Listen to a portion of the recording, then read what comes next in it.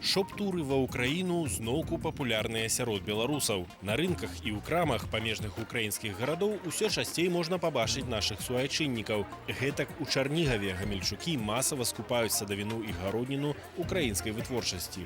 Фрукты купили, вот черешни, помидоров, огурцов купили. Потому что это все свежее, хорошее. Чым жа не хораша купляць беларускія гуркі і памідоры? Ды ўвогуле беларуская. Галоўная прычына – кошты. Я в Беларуси получаю пенсию 3600, 3 600. Это 230, где-то 250 долларов. Сравнить на мои деньги ваши продукты, да, мне дешевле. Покупаю вещи, которые хочу носить, которые немножко дешевле, чем у нас. Все. У нас Подороже. подороже это все, да.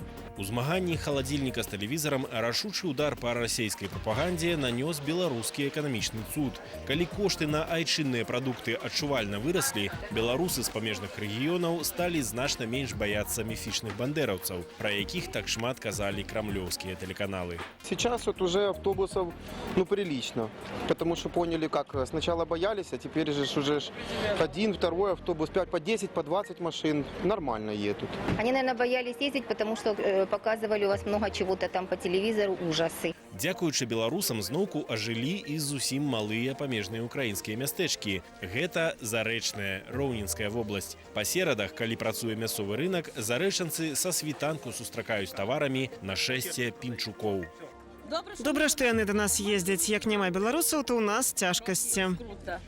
Беларусы з нашага боку Палесся набіраюць вялікія торбы не толькі садавіны гародніны, але і цукерак, і вопраткі. Набываюць і сала, і кілбасы, якія трэба везці кантрабандаю. Прычына тыя ж – меншыя кошты і шырэйшы выбар. А на выходных беларусы ідуць ва ўкраінскія крамы па побытавую тэхніку.